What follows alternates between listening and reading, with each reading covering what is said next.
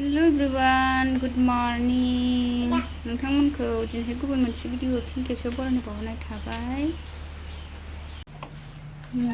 जोंहा बिमा फिसा न' सिबनोसै। न' सिबग्रोनोसै।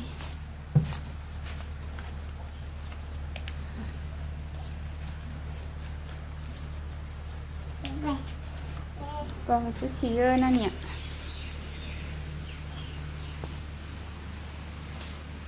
जोंहा बिमा फिसा न' सिबबाय, नानियाबो सिबनो रोंबाय।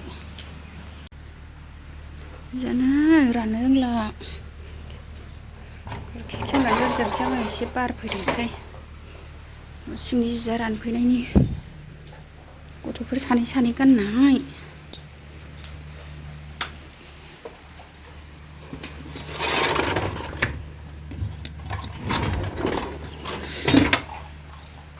खोमसि दासो न' फोसाबखांजोब्बाय आङो।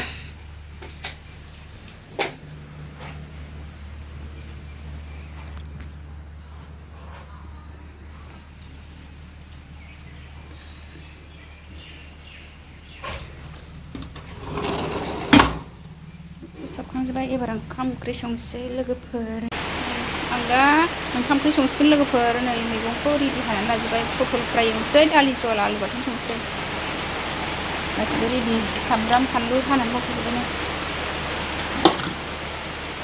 दालि रुनोसै ओमफ्राय।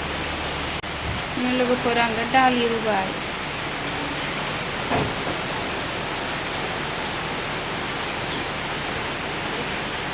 जोङो दिनै प्रसाद होदोंमोन नालाय, नै प्रसाद जानोसै एसे। नानिया जागासिनो।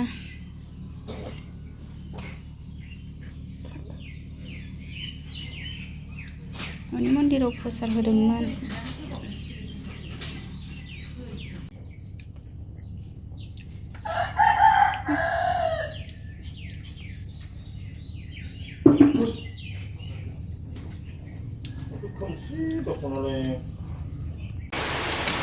नै लोगोफोर, आंना दालि रुनाया जाबाय। आं दा थाव सेरफिननोसै।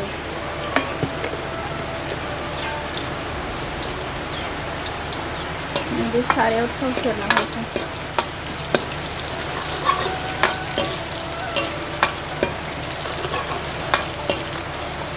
सामब्रामखौ एवबाय आङो।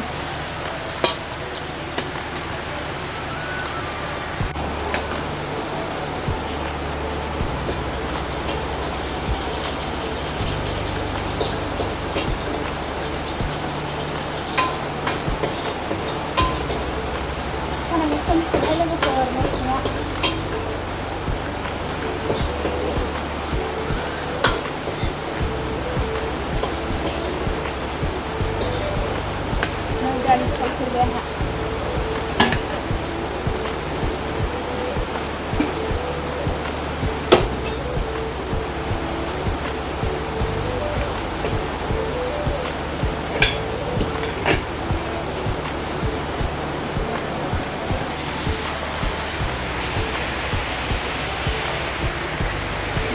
आंहा लोगोफोर दिनै बिस्थिबार नालाय निरामिससो।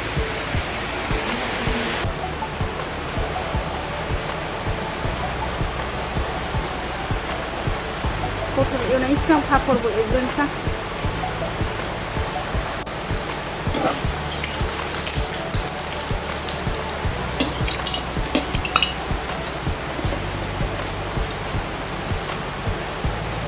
पापरखौ एवग्रोजोब्बाय।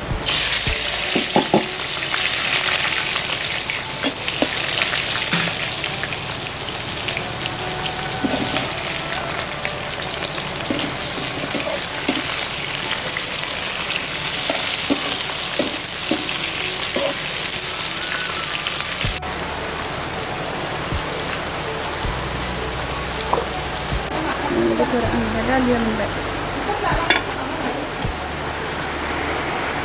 लोगोफोर, आं दा आलु बाथोन बानायगासिनो।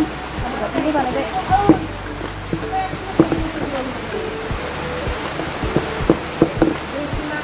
गोखैयाबो मोनबाय, गासिबो मोनजोब्बाय लोगोफोर।